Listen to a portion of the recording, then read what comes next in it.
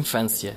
Para mim, a infância é aquela fase da vida que nos define enquanto seres humanos e nos molda a personalidade de uma forma tão vincada que dificilmente podemos alterar de forma significativa.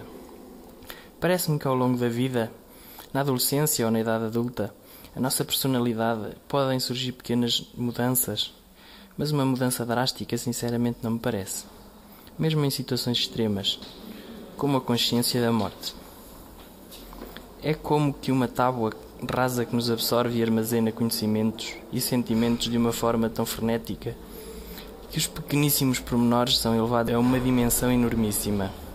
Parece-me até que existe a falsa convicção de que a vida se vive no êxtase de intensidade no final da adolescência. A minha infância define-se numa só palavra: feliz. Educação e formação são dois conceitos que de certa forma se completam e aos quais associo também duas dimensões importantíssimas, que são a ciência, a científica e a humana, e em que se desenvolvem ao longo de toda a vida. Mais interessante na infância, como já referi. Delas depende em grande medida, mais do que termos a capacidade de sermos livres e felizes, a capacidade de respeitar a liberdade dos outros. Família e os amigos são a base de todo o equilíbrio emocional e fisiológico do ser humano. Como precisamos do chão para pousar os pés e do ar para respirar, assim precisamos de um suporte que nos empurre para a vida e nos puxe do abismo. Sempre procurei na minha vida estabelecer um equilíbrio no sentido de relacionar e desenvolver temas diversos da sociedade, de uma forma multifacetada, podendo considerar-se até, em alguns casos, temas sem qualquer relação aparente. A rotina é um aspecto que eu combato todos os dias, não no sentido de evitar cumprir horários ou repetir procedimentos, mas sim abrir a mente a assuntos diferentes, pois penso que só assim se tira verdadeiramente prazer do trabalho. Posso dizer que atualmente me sinto realizado e, em grande parte, isso deve-se a esta forma de encarar a vida. Entre a farmácia e a escrita, de certa forma poderia repetir neste tema o que já referi anteriormente, acrescentando ou explicando a origem ou despertar destas duas vertentes. Enquanto estudante, a área das ciências naturais foi sempre aquela que mais interesse me despertou. A curiosidade nas disciplinas de biologia ou de química, por exemplo, sempre foi de uma dimensão incomparável em relação a disciplinas relacionadas com as ciências humanas, como a psicologia ou a filosofia, ou como as artes, por exemplo.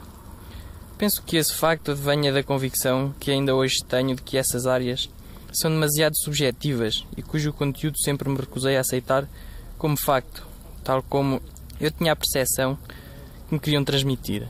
Em relação às artes, por exemplo, sempre questionava porque é que tinha que pintar sobre aquele tema e não sobre outro, ou porque tinha que ler aquele livro e não outro.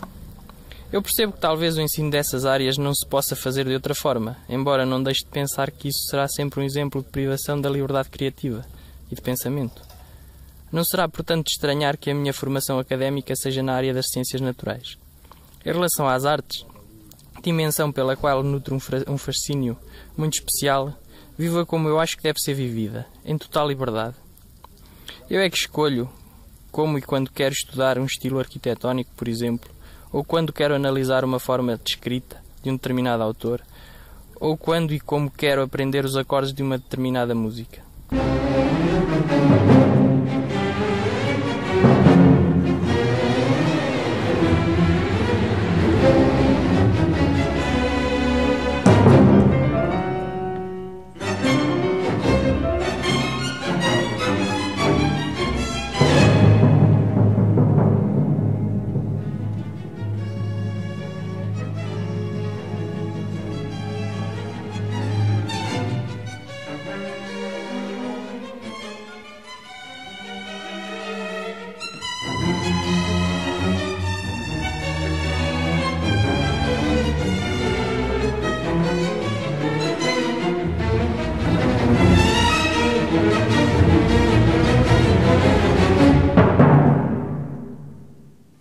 A experiência de escrever.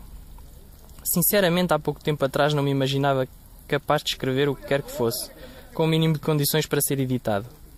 Desde criança, durante algumas noites, enquanto não adormecia, imaginava histórias de ficção baseadas em novelas, desenhos animados ou séries, ou outras coisas que via na televisão. Nunca perdi este hábito até hoje.